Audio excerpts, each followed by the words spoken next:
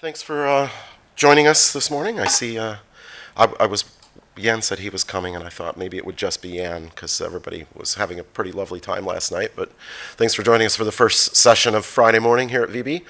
I'm Chester Wisniewski from Sophos, and I will ask our panelists to introduce themselves. But the purpose of this session this morning is to kind of talk about things outside the lab that we might do with ransomware. I mean, most of us spend a lot of our time analyzing ransomware samples and doing threat intelligence sharing and IOCs and all these things around ransomware all the time, all the technical aspects. But it's quite clear it's not as effective as we would like, considering the number of victims that are still out there, and obviously simply depending on victims to protect themselves and use all the tools that we put so much effort into creating and information that we share is not solving this problem. And so I thought we might explore all the things around ransomware aside from looking at malware samples and all this kind of thing, and talk about some possible solutions or areas where we might improve as a community to work together to try to move forward on combating this problem from multiple directions at once, as opposed to kind of staying in our comfortable little research lab, malware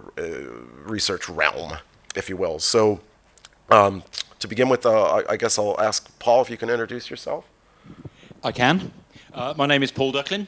Until Saturday last at 23:59:59, I work for Sophos. Unfortunately, after 28 and a half years of long and loyal service, I like to say, Sophos decided I was no longer necessary. So I am now proud to say that I can sit here and speak to you independently with my most recent background in cybersecurity being trying to explain technical things to a lay audience at all levels without using any jargon at all. And that, in a nutshell, is I. Hi, everyone. I'm Kathryn Sherman. I'm a special agent with the FBI. I've worked cybercrime for about the last 15 years, which means quite an evolution with how our government looks at and handles cybercrime. I've worked both cyber, national security, and criminal matters for the FBI. I am currently posted here in London as our cyber criminal attaché. Hi, my name is Samir Mody. I'm the VP of Threat Research at K7, which is in Chennai in India. Since I've been a researcher for a couple of decades, it's actually a little bit difficult for me to think outside of the technical aspects of these things, but I will try to do that today. And I'm Kathi Whitbey. I'm with Unit 42 with Palo Alto Networks. I do business operations for our threat intelligence team. So I'm kind of here to be his counterpart, I think, because he's more technical and I'm more business. So hopefully we can all work together up there. What's that? Partners in crime. That's right. We'll be partners in crime today. And I live in Texas in the United States.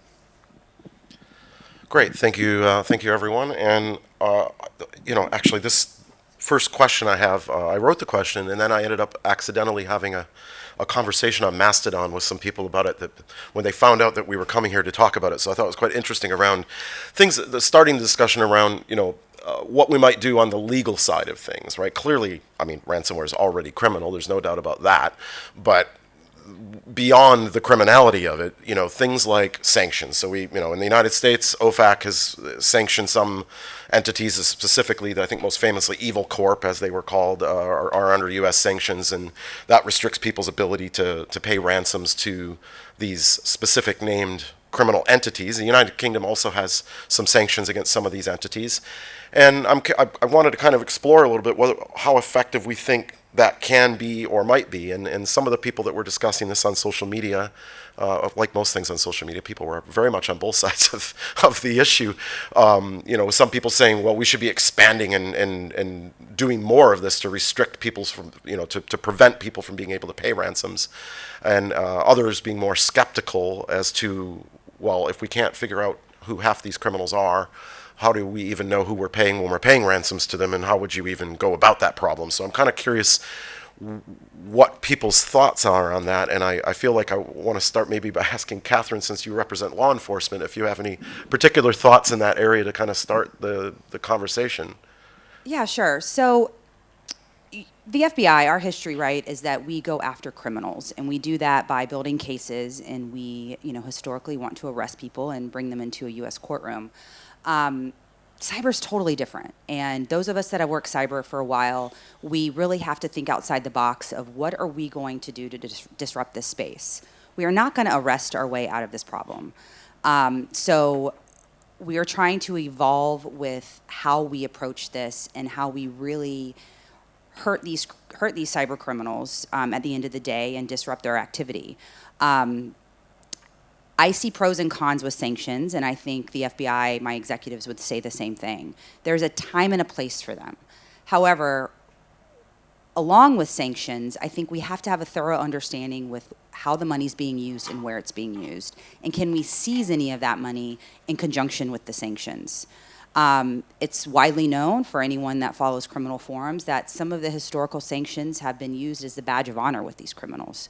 So is that really impacting them if they're turning around and able to kind of tout this as, I've made it because the US government has sanctioned me?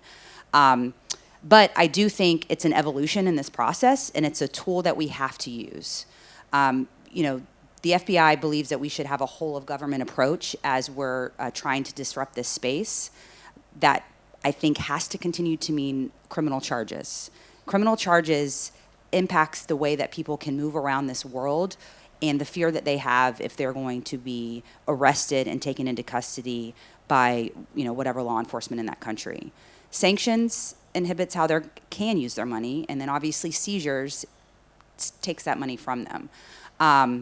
So I guess I would summarize that by saying the FBI, along with our partners in the private sector, us being able to thoroughly understand and know how these criminals operate and what would impact them, and then making a unique decision with either each group or each actor that we're dealing with.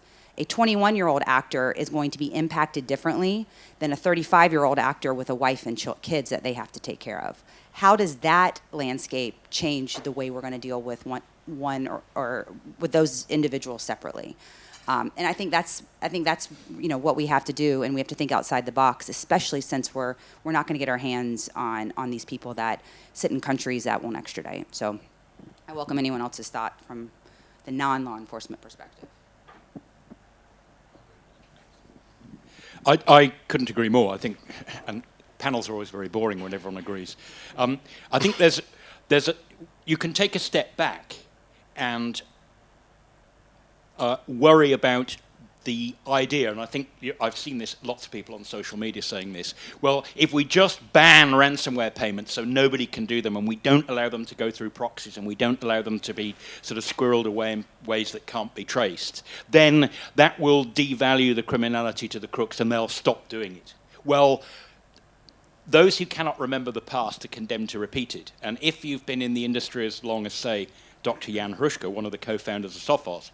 Jan, I think I've been in cybersecurity a long time. Jan kind of invented the whole field of anti-malware, antivirus, back in the late 1980s. In those days, nobody knew how to make money out of malware, and yet it was still a pernicious threat, even though it was mostly kids doing it what they thought was for fun. So the fact that we ban payments, or that we regulate payments, or that we try and get the money back, I absolutely applaud that. I don't think we should allow these guys just to take the money and run. If we can grab them, we jolly well should, and the FBI and the US courts have done a fantastic job, in my opinion.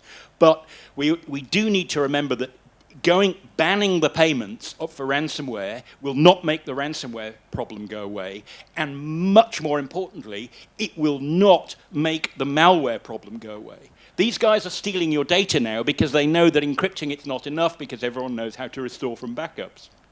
So we've still got that problem, and we know that there are loads of people out there who will steal your data just because they can, because it's kind of fun to release it. And although there's a lot of money in cybercriminality these days that didn't exist in the past, it's kind of like in cybersecurity, we always live with the sum of all the sins of the past. So we haven't got rid of the motivation that started these kids writing viruses like the ping pong virus back in the 1980s. They're still there.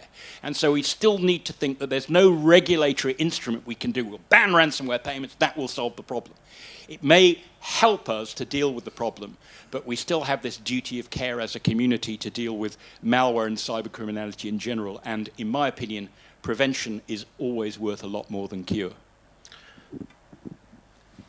I'm actually going to rope Kathi into this because we had a conversation a couple of nights back where I thought the use case that you had mentioned about two different instances of ransomware where one of them paid up and one didn't, and what that actually meant in terms of the cost of getting stuff back online.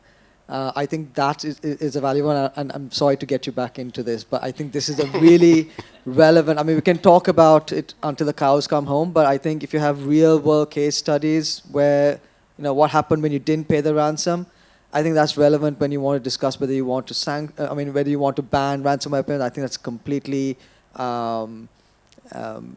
impractical, I would say. I think you're taking the right away from somebody to make that decision if they want to pay it. But the use case is something that would actually help. So I'm going to put you on the spot, Kathi. And there goes my partner in crime.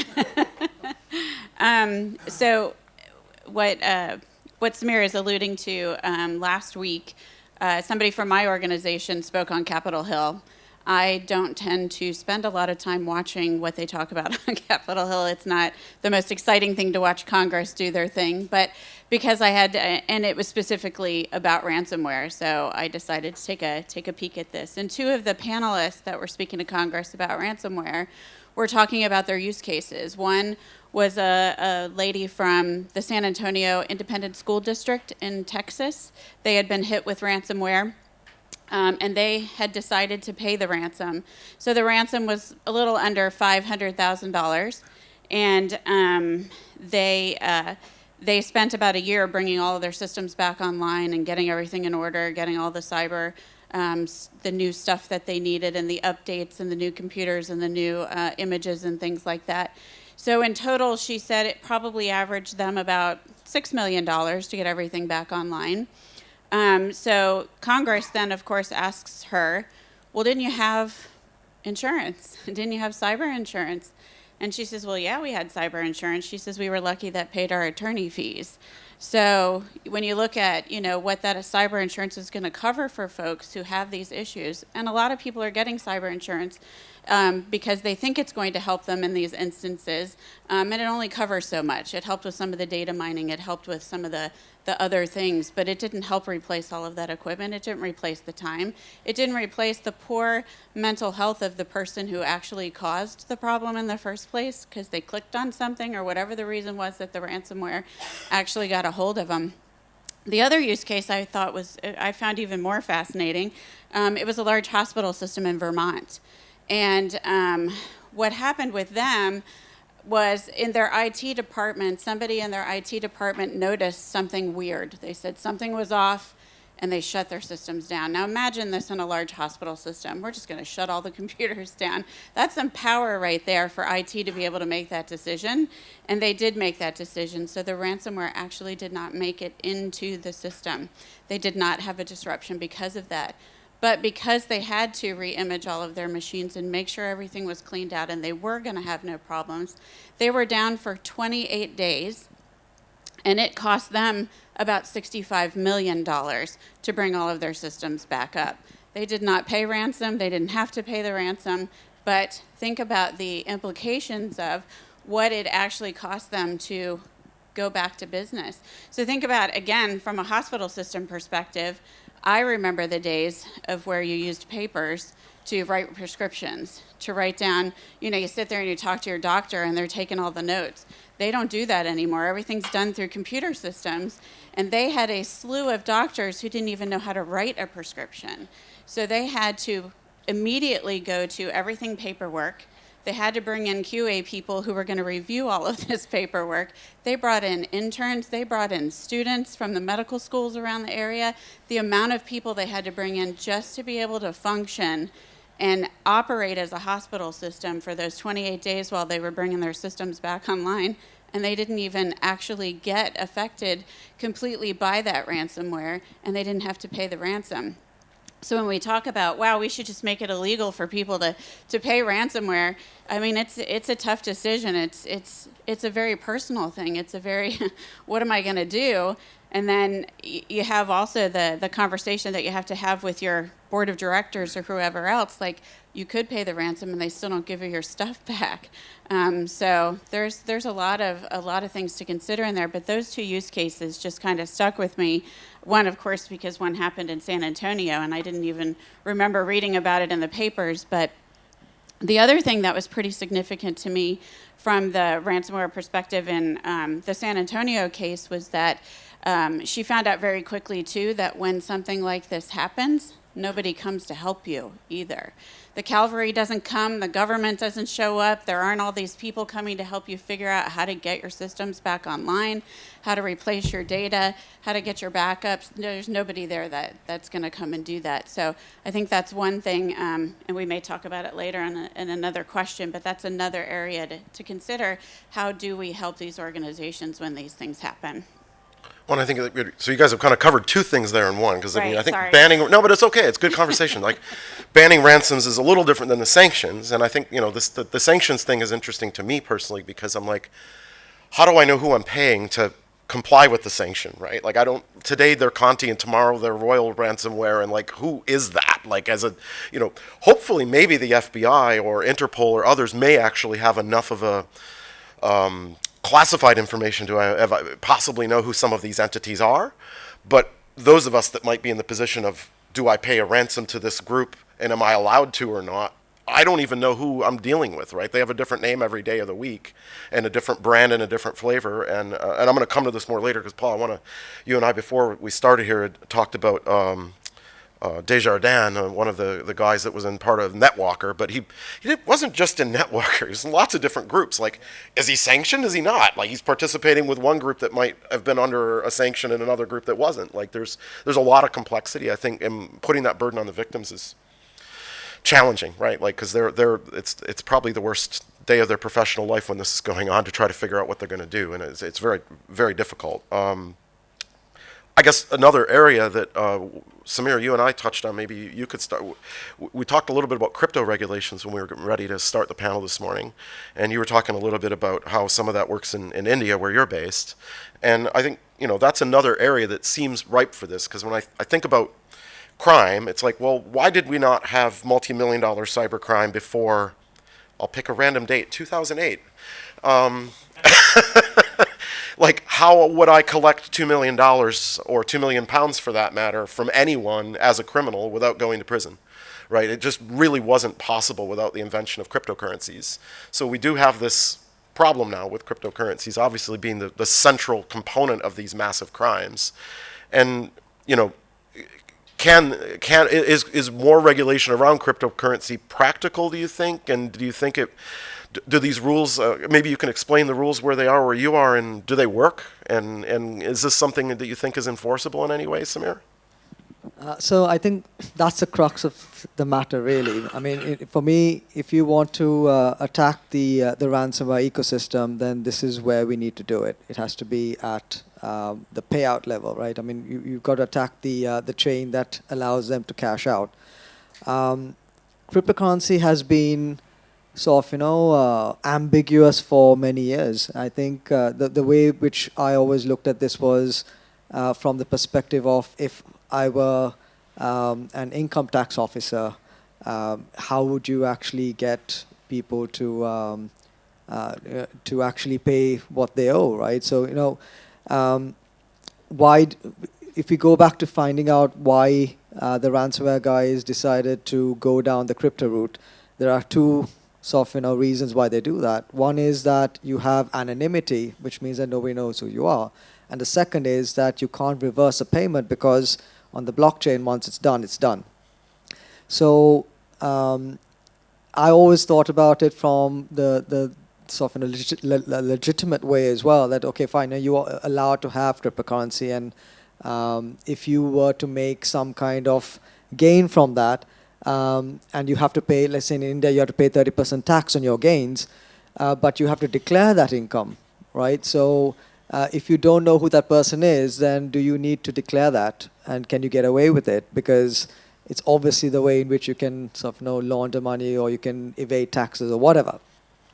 So I thought, if you're able to understand how that happens, like if you're an income tax officer, how do I know that this person is the person who had the gain? It's the same way you would sort of be able to figure out that this is the person who has the or entity that has a cryptocurrency wallet associated with them, and we can get around to freezing the assets or whatever, assuming you have a subpoena for that. But the issue is that once you have a large ransomware payment, probably what happens, and I'm not an expert on this, so I don't know exactly what happens, but I can guess, is that you're going to split that amount into lots of little bits, and you can then put in lots of different cryptocurrency wallets around the world, and then you have to cash out after that. So that cashing out, and these are debates I've had with a few different people over the duration of this conference, actually.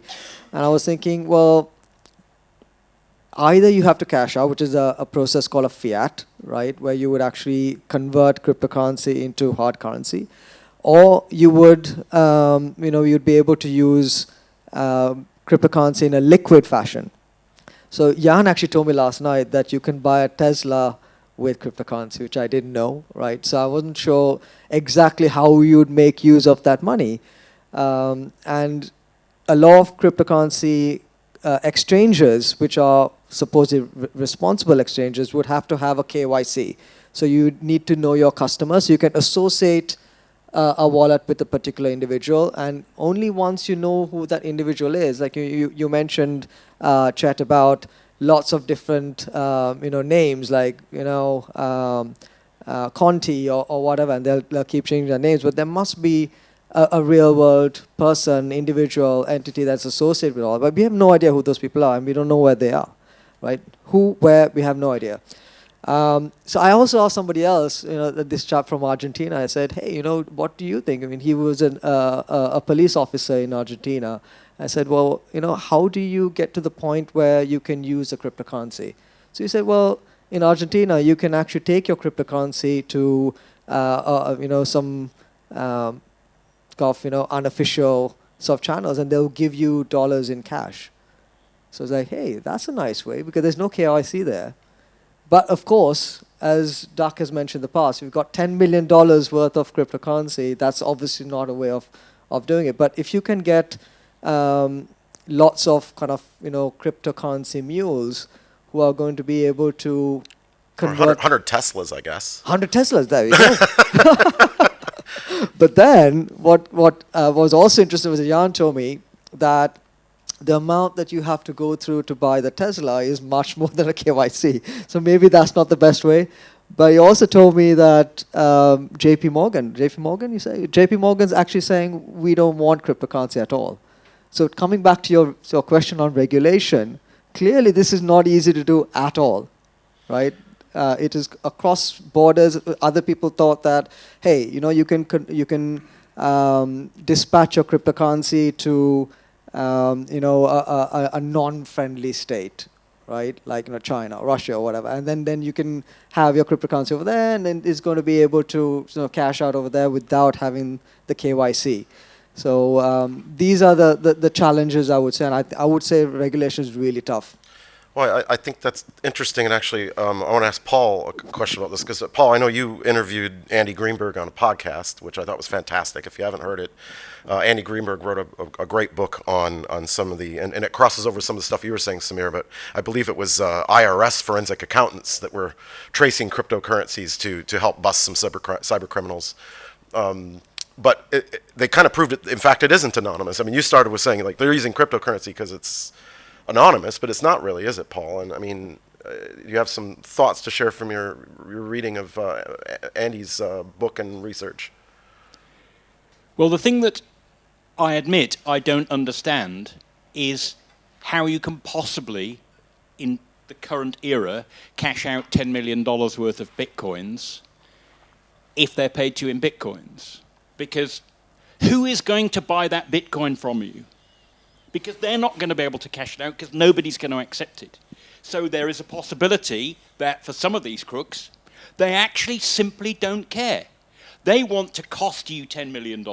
You give them the bitcoins. Essentially, those bitcoins are burned. Maybe their goal is all the bitcoins they had from the good old days, they're just waiting for the deflationary effects at the end of the Bitcoin mining cycle. They've $10 million that you're out. You've suffered enough.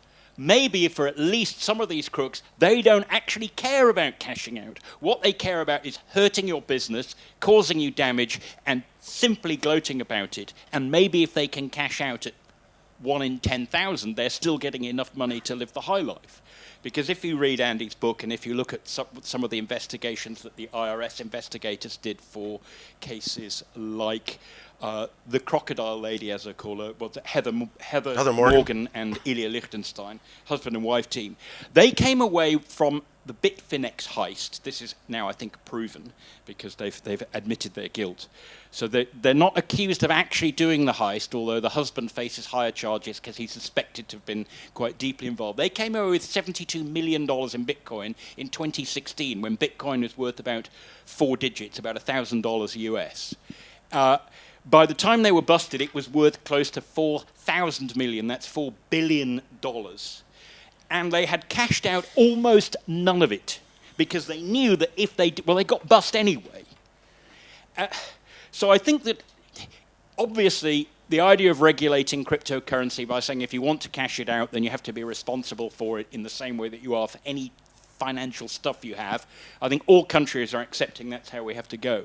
But if you just say, oh, well, we're going to make it so difficult you can never cash out the money, it's already jolly hard to do that with Bitcoin specifically because it is not anonymous at all. The anonymity is completely busted by the fact that the Bitcoin is forever and each transaction stands alone. And even if you mix them up, you can still go back and say if you're an exchange or even a crooked dealer, I'm not touching that because no one will ever redeem it. So the problem I have is the same as sort of saying, well, let's ban payments or let's... obviously, I approve of the idea of sanctioning individuals and groups. I share Chester's worry that, like, how on earth do you know? Like with Desjardins, he's in Netwalker. He did something like 30% of all their revenue, but he's also in about 7 other cyber gangs at the same time. How on earth do you tell? That even if you're able to control that Bitcoin cash out completely, it still doesn't stop the fact that people are going to find a way to make money out of the process of digital extortion, plain and simple. Whether it's modern day ransomware or just stealing your data and getting you to pay for a negative, hey, we'll delete it if you pay us the money. So maybe there's another part of regulation that can deal with this, about which I know that organizations like the SEC in the US have just recently jumped into, if I'm not wrong, by saying, well, we're going to get stricter and stricter and stricter on data breach regulations. So maybe simply allowing people to know that you've been affected by ransomware and that your data probably was stolen, even if you think it wasn't, maybe that's a better starting point than trying to worry about where the money's going in the end, so that people don't get into the position that they need to pay because otherwise their business will fail. So I think if you're going to do something at the very back end with the money that they've already got, it's important not to lose sight of the fact that it's even better to stop the crooks from getting at your data in the very first place. As long as we never lose sight of that. Yeah, and my understanding as well is that like the criminals are demanding Bitcoin, even though there's more anonymous cryptocurrencies, because of the brand name. Like they're almost victims of their own success of Bitcoin to some degree. Like victims know what a Bitcoin is, and they might not know what an Ethereum is, or a Monero, or a whatever, right? And so they demand the Bitcoin, which is traceable to some degree, the forensically traceable. And I'm curious, like, Kathryn, if you think from an FBI perspective, is this an interesting Achilles heel that we can leverage, right? Like, as long as they're demanding the payments in Bitcoin and it is somewhat traceable, is that a real leg up for law enforcement? Does that assist you guys when you're trying to help unravel these schemes? Yeah, so listen, the most prolific ransomware actors out there, the ones developing this malware, there's not a ton with the skill. I mean, in the scheme of the world, there are not a ton that have the skill level to develop the most prolific ransomware variants, right? There's groups that then turn these variants and they change them, and you have replication, and then you have a ton of actors that come in and are utilizing ransomware as a service. So back to your question about crypto is, tracing the crypto isn't going to, I think, have a huge impact in this space. Where we need, and I kind of fall in between both of you, where we need to catch up on laws and regulations with what we do in this space. How are people reporting this on things like taxable income? Here in the UK, just this month, law enforcement and the UK government are allowed to sanction cryptocurrency and seize cryptocurrency. Why is that significant? Well, prior to this month, if you had a law enforcement officer go and take a criminal's crypto wallet, that criminal had the right to sue that law enforcement agency if the value of that cryptocurrency changed significantly while they did not have access to it. So as a result, I'm a law enforcement officer. I don't want to get sued. So as a result, you had folks just not dealing with this whole financial mechanism because there was not law and regulations here in the UK to back that up. Now there's coverage for that. There's an umbrella to it, to where we are now making a step forward to where we identify a wallet we know to be associated with a criminal. Here in the UK, they're able to seize that and sanction it. And here's the other significance. They can do that without arrest. Prior to this, here in the UK, they had to arrest the individual in order to proceed with those types of actions. So I say that in the UK because the UK and the US, us leading the path and being able to impact this space and kind of trailblazing a path that is going to have an impact on how we're able to trace Bitcoin, how we're able to hold people accountable for it, I think will have a ripple effect with criminality at the end of the day. But our laws and our regulations have to step up because you can't expect folks like myself or my peers here in the UK to be able to, quite frankly, put ourselves on the line because we're trying to seize money or take money away from the bad guys. I would be remiss if I talked in depth about what the FBI is doing in the crypto space because we have entire units that are dedicated to evolving our knowledge on this and training, and tracing and what have you. But the other part that we are hugely diminished in is that Bitcoin and cryptocurrency are being used not just by high prolific actors, they're used by drug criminals, violent gangs, and we now need to train kind of the street cops that are arresting these individuals. And you open someone's wallet and you see a long address of numbers and letters.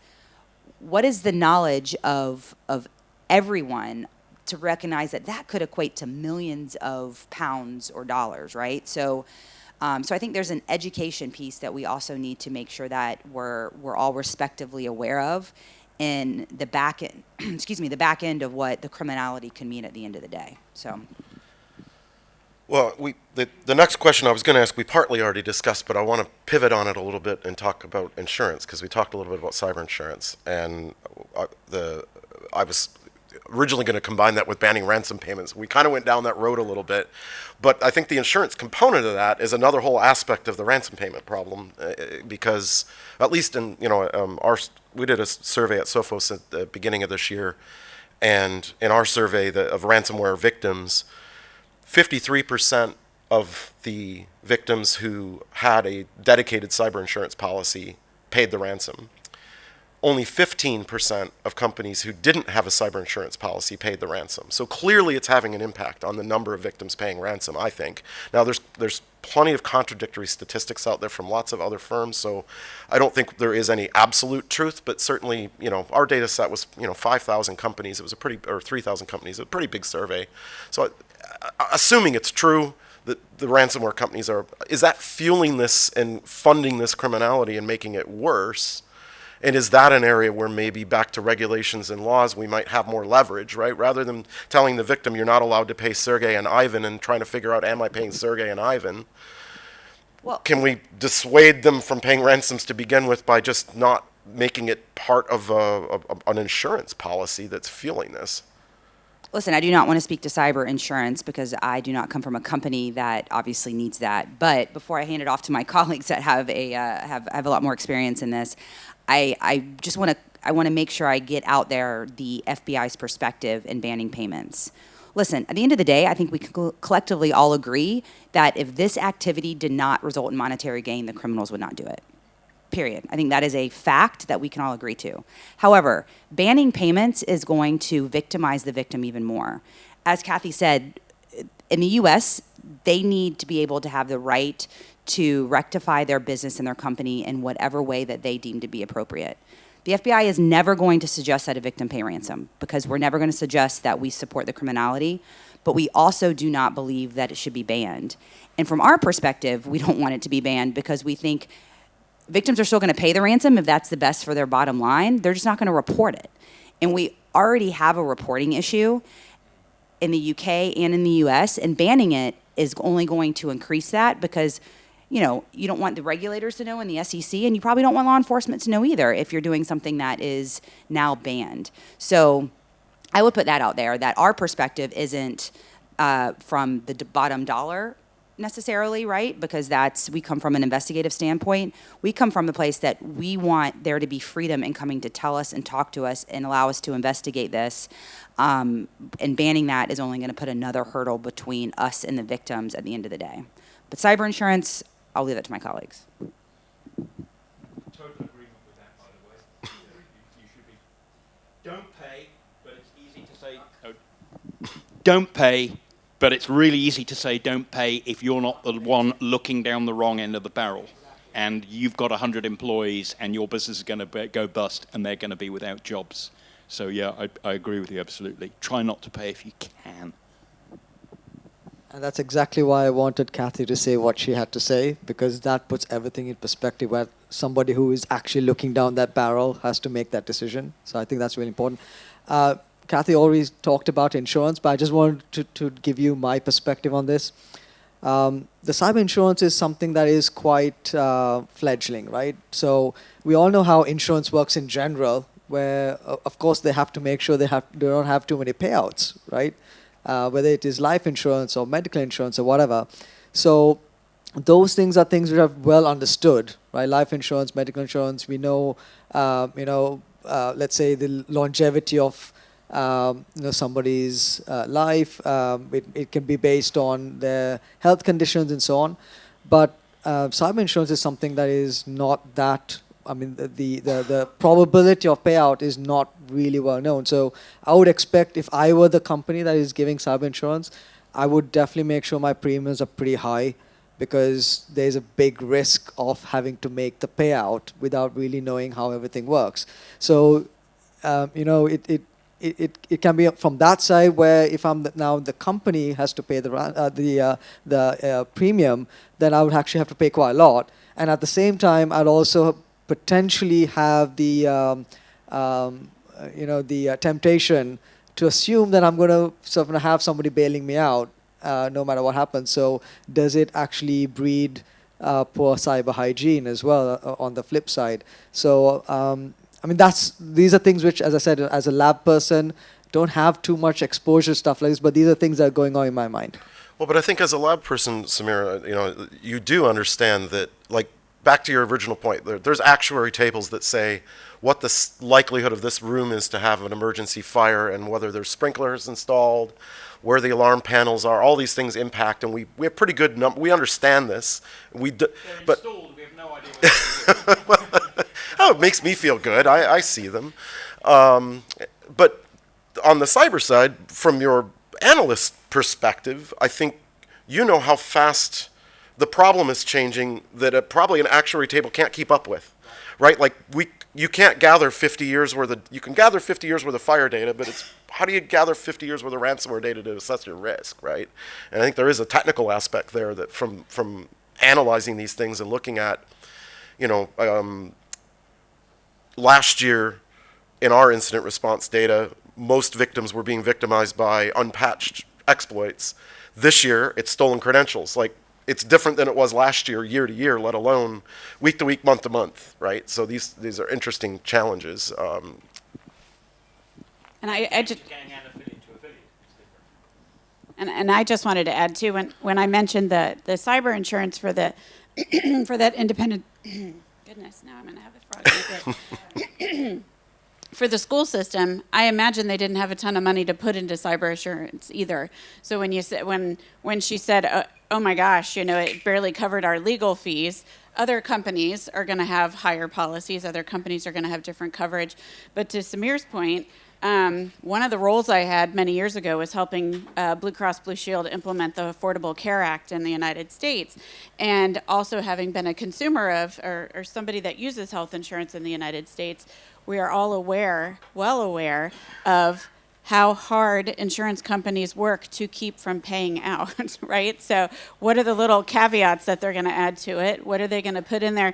And to your point, everything's changing so quickly. Do we need to update our policies on an annual basis? Does it have to change? Do the premiums change based on what the risk is this year and what your risk profile is as a particular company? So there's just so many caveats, there's so many things that play into that it's, I would not want to be in that position. I would not want to be somebody selling cyber insurance. I would not want to be somebody going through those policies and figuring out how I don't have to pay that out. So it's very complicated. So.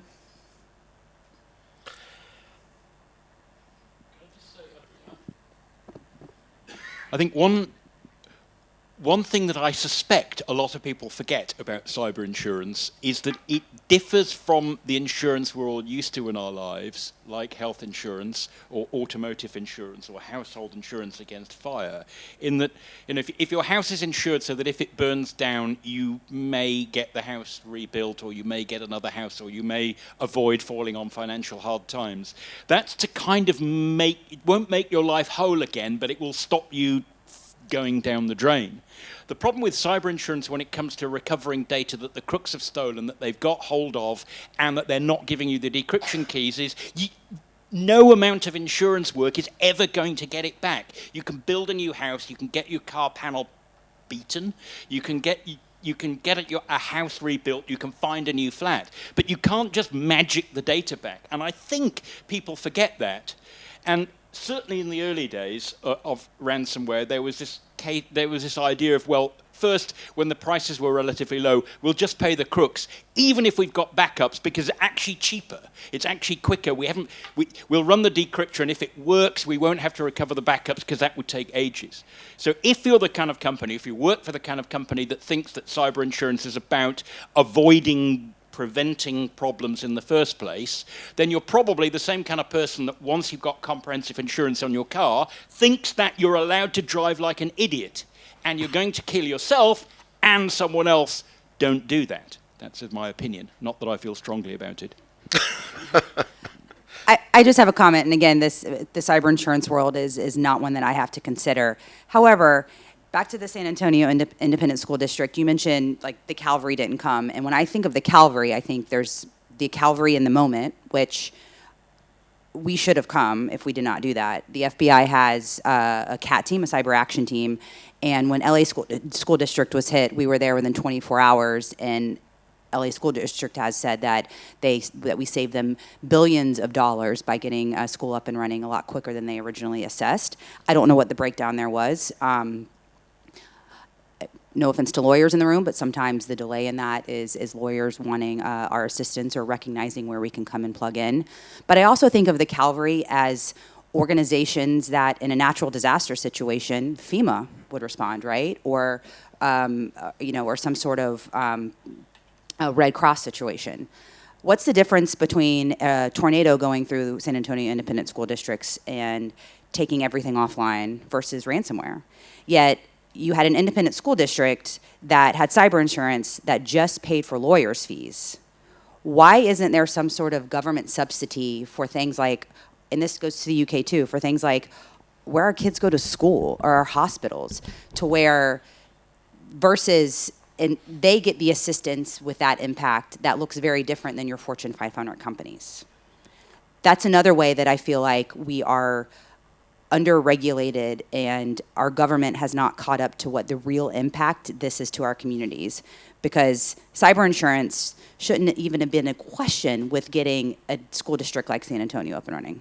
I don't know, something to consider. So there's a couple interesting points I want to take out of that. I mean, for years I know I've been saying that companies like if you don't have a cyber disaster recovery plan, actually start with your physical one. Like if you're prepared for a hurricane, or you're prepared for a tornado or a flood or some other thing in your business that's going to disrupt your business, and figure out how you're going to operate when everything breaks. Actually, that's a perfect starting point of a cyber action plan as well, right? Because it's the same, it's a different root cause, but in the end, your systems are unavailable and you're trying to figure out how to operate in an emergency situation.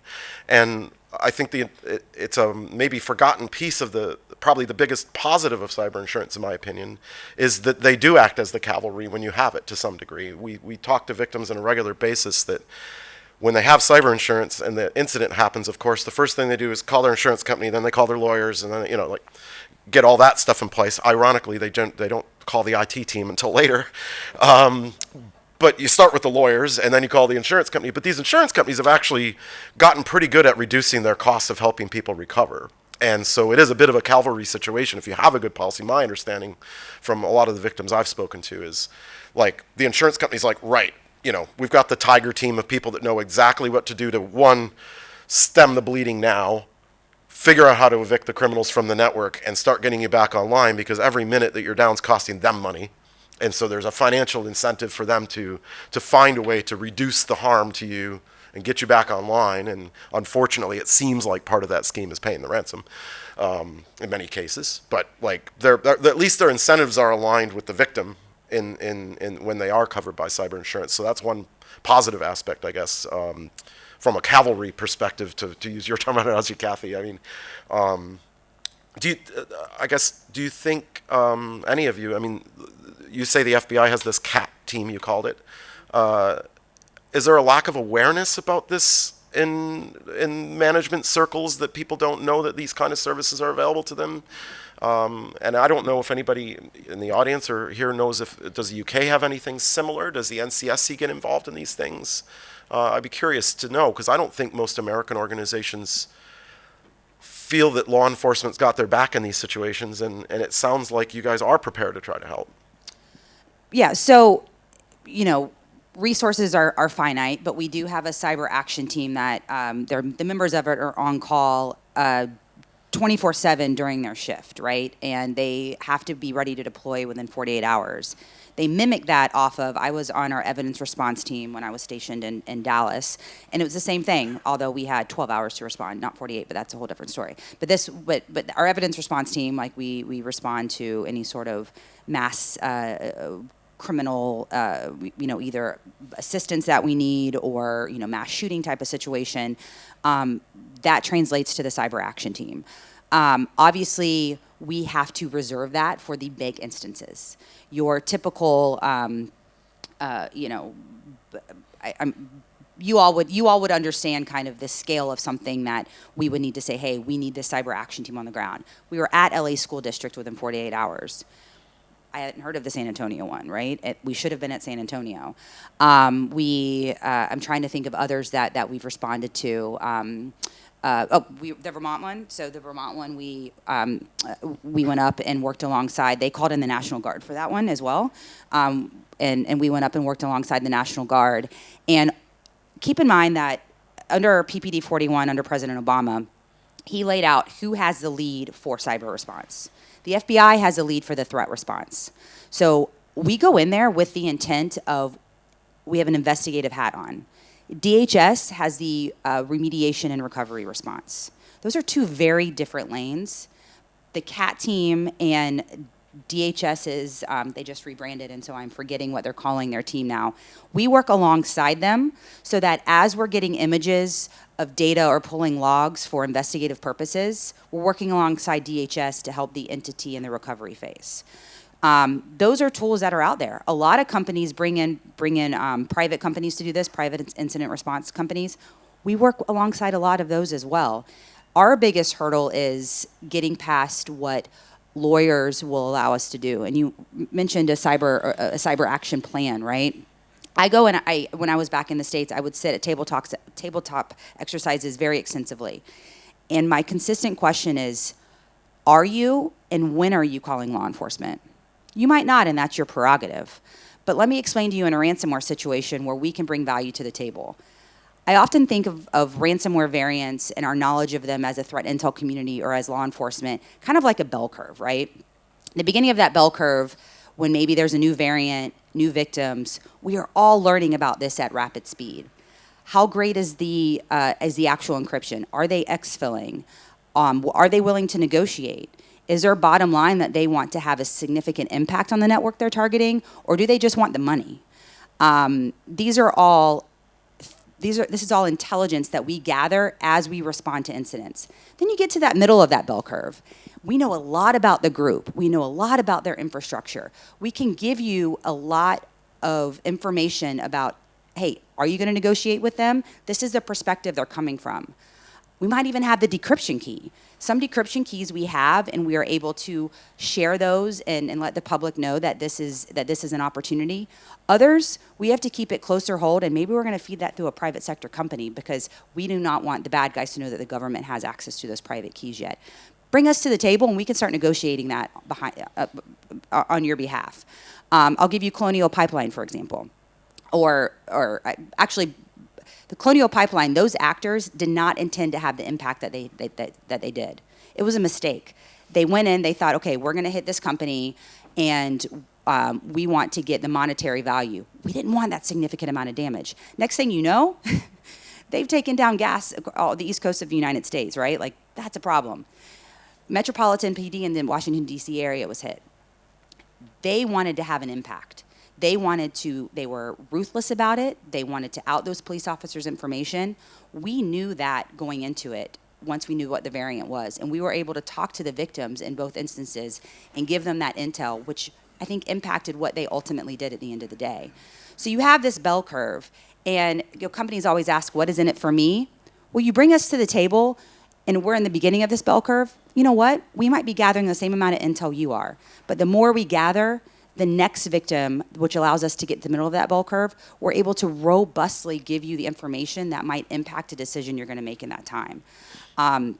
So on that tabletop exercise, part of your cyber action team, consider when you're calling us, and hopefully the lawyers also understand when it's critical to call us. And we're not coming in and busting down your door. We're not coming in raid jackets and making our appearance very well known. We just want to sit next to you and talk through this in real time. A lot of cyber insurance companies will call us like 10, 15, 20 days later because they want to check the box on reporting. Wow. Tell me at the end of the day if you're doing that, because you're wasting both of our time. I don't want to send agents out. I don't want to spend a lot of cycles here if ultimately all you did that for was to just check the box, right? It's not neither one of us are going to get to our goals at the end of the day. Anyway, that's my comment on that. Well, I want to ask Paul a question, because you and I talked about this in preparation for the panel today as well. Is like, when you're talking about negotiating with them and what they might be after, like Kathryn's pointing out, having some of that intelligence, being able to share it, there's also the issue of giving them leverage, right? Like how much data they've been able to extort and how sensitive that data might be is another thing that organizations should be looking at probably in preparation. In addition, like, instead of cyber insurance, perhaps you ought to be protecting the data that you have been entrusted with to start with. And I know you have some thoughts that I think is an interesting point to kind of put you in a better negotiating position if you happen to be hit by one of these groups. Yes, I think this goes back to the whole idea of regulation, and we can regulate at the other end. Oh, make it so they can't cash the money out, make it so they can't do this, make it so they automatically go to prison if they accept the bitcoins, whatever it is. But recently, entirely coincidentally, a few things happened to me in quick succession where I wanted to do things that now, in the UK at least, for the public sector, which is largely privatized in the UK, as anyone who lives here knows, for better or for worse. For example, one of the things I needed to do was to get a lawyer to read through something which was going to take half an hour, but just before I had the call, and I'll never deal with this company, I'll never need to deal with this company again, I hope, it was just a one-off, I got a thing saying, oh, we have to do Know Your Customer. And it's a third-party company that I'd never heard of with a weird name, and so before I could actually accept this call, I had to go online, I had to hold up my driving license, I had to make a copy through my webcam, and they scanned it in, and they got all the data, and they scanned it correctly, it was all perfect, and I had to hold up a utility bill in my name, but which utility? Luckily, I had a mistake with British Gas, so they accidentally send me stuff through the mail, so I was able to do that.